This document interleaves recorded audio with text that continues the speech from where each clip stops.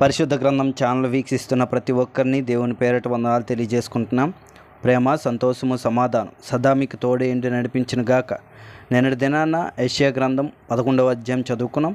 ఈరోజు యెషయా గ్రంథం 12వ అధ్యాయం చదువుకున్నాం.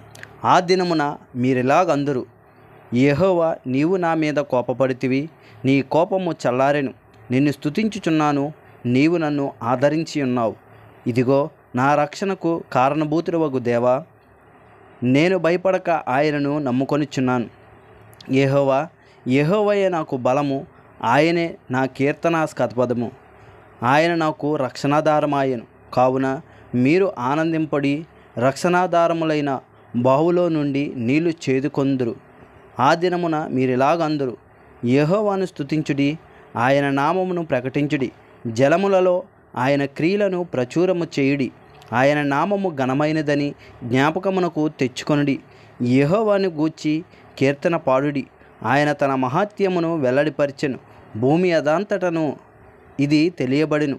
సియోను నివాసి ఉత్సాహధ్వని బిగ్గరగా చేయుము, నీ మధ్యనున్న ఇశ్రాయేలు యొక్క పరిశుద్ధ దేవుడు గనుడై ఉన్నాడు. ఇంతటితో యెషయా గ్రంథం 12వ అధ్యాయం పూర్తయింది.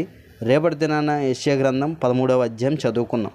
ప్రేమ, సంతోషము, సమాధానం సదా మీకు తోడేండి నడిపించును గాక. ఆమేన్.